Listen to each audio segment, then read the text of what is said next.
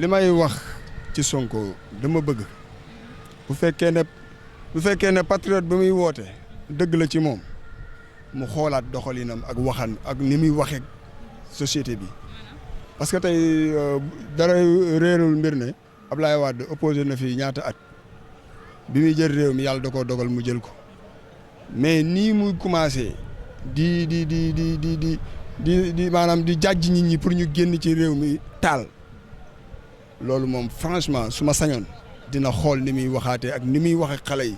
parce que depuis ñu commencé nag ba tey gisaguma benn membre famille gaañu si wala ñu tëj leen ci te seetlu nañ tamit dañuy occasionné wu ci lépp pour déstabiliser ce pays léegi bu ñu déstabiliser pays bi est-ce que ñoom danañ fekk pays bi ñu fi mën a gérer.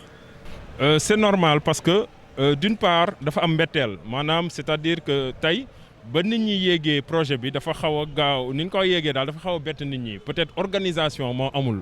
Après il y a ce qu'on appelle un mouvement spontané nit ñi dañ ñëw spontanément ñu jàpp leen mais mbir la boo xam ne da nga koy jox en long terme affaire bi du léegi du tey rek dina am suba dina am gannaaw suba dina am yeneen bés dina am su dee nag nit ñi mën nañ organiser wu selon la loi et selon les règles pour être en désaccord avec ce projet de loi car représentant le peuple dinañ ko def donc jàngat bi ñu si am mooy que mbir yi yamul ci tey kase yamul ci arrestation kase ku nekk ku yor téléphone am na nga wax ku yor sa caméra na nga exprimer wu ku yor sa baat na nga être en désaccord ku nag mën loo xam ne tey mën na permettre que député yi bañ a voter loi bi lépp mën nga ko def dans les règles de l'art na nga ko def suñ ko mënul nag su dee dafa am aussi du côté du gouvernement dépassement wala dara il faudra aussi prendre les mesures idoines. lu waral fii sama teewaay mooy dañoo gis ni président Macky Sall dafa jalgati yoon man noonu laa ko mën a waxee ndax dafa jël ab loi bu mu yóbbu ci assemblée nationale bëgg ne day criminaliser manifestation maanaam tey su ko criminaliser képp ku jóg di manifester wu bu ñu la jàppee dañ lay traité ab terroriste te dañuy xamal ni sénégalais yëpp terroriste amul Sénégal amul terroriste il faut que ñu def ko ci seen xel bu baax baax te di wax président de la république nag loi bii sénégalais yi duñu mës a nangu mu jàll waaw dinañ taxaw temm nag ngir joxe suñu bakkan. Donc comme je le dis cette loi est une loi liberticide c'est-à-dire c'est une loi qui restreint de façon très forte les libertés. Pourquoi? Si aujourd'hui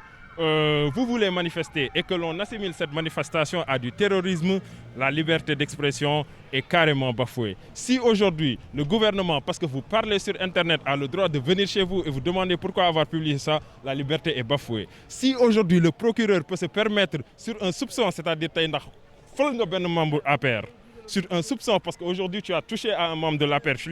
tu l'as frôlé, tout simplement le procureur peut t'appeler pour te dire pourquoi tu as frôlé cette personne, vous êtes un terroriste monsieur, il y a un problème quand même de liberté. Donc cette loi est liberticide et donc il faut justement que les gens en prennent compte, que les Sénégalais non instruits, ceux qui n'ont pas la télé, ceux qui n'ont pas la radio, sachent qu'il y a quelque chose qui se passe, ceux qui ont la télé et la radio et qui justement veulent savoir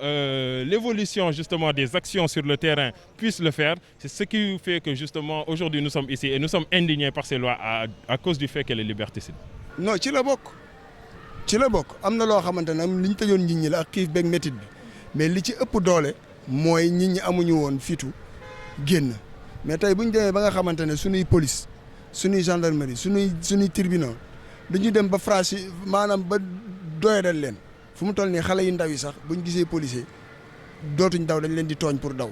buñ demee ba nga xamante ne réew mi amatul kenn ku ko mën a yor kenn amatul respect ci institution yi fu ñuy mujj du baax ñun nag du ñu nekk magum xamoon naa ko magum waxoon nañ ko la te lii muy continuer nii bu ko continuer réew mi fu mu jëm du baax ci moom du baax ci ñun te ñun nag dañu am ay xale yoo xamante ne dañuy soog a judd ci réew mi war fee màgg yaa ngi dégg ñu amal leen avenir mais avec ce Sonko là su arrêté wul li muy def réew mi dana jeex balaa mu ciy jot. képp koo xam ni tey tamit da nga toog sa biir kër defoo dara yéegoo mën nañ la woosi laaj la ndax yow bokkoo fii wala jaawale nañ la ak diw ne la ndax yow doo terroriste bokkoo fii donc loi bii nii li mu ëmb dafa bëri ci ni mu ñuy xañee suñu liberté moo tax il faut que sénégalais yi taxaw contre loi bi. Parce que nous, on n'est pas contre l'État, on n'est pas contre la police, on n'est pas contre le président Macky Sall. On est contre la privation de la liberté. On est contre l'oppression. Je paraphrase une phrase du prophète Mohammed sallallahu alayhi wa sallam qui disait « Aider l'opprimé et aider l'oppresseur ». Les gens lui ont demandé « L'opprimé, mën nañ ko dimbali, mais comment aider l'oppresseur ?» Ils lui ont dit « Aider l'oppresseur en l'empêchant d'opprimer ». Donc nous sommes aujourd'hui ici pour empêcher d'opprimer toutes ces personnes qui sont pour cette loi. Macky li mu wax c'est clair ñun ñii fi ñu lañ nekkoon 23 juin nekkoon feeg Mamadou Diop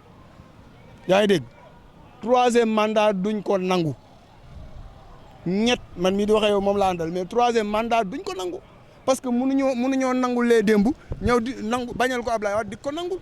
loolu mënut a nekk c'est impossible mais nag na nit ñi arrêté di dem liggéey ndax réew mi mën a avancer mais topp réew mi rek war a fu ne nga dugg fa di wax di tan non pour man loi bi dañ ci war a def ndànk waxtaan ceeg ñi ñu ci war a waxtaanal parce que nag loi bi du lépp a bon parce que tey mooy li ma la wax sànq nit bu taxawee ci Facebook am di saaga sa sëriñ bu ngeen dajee ci mbedd lu ne mën na fa am n'est-ce pas mais nañ encadrer mbir yi kenn ku ne mën ngaa wax sa li la naqari wala su la neex mais nga teg ko ci yar wax ko ci teggin teg ko ci mais doxul mais réew mi bañ juddoo ba tey ñun baat boobu la ñuy dégg doxul mais nañ ñuy wax nan lay doxe man bu doon maay Sonko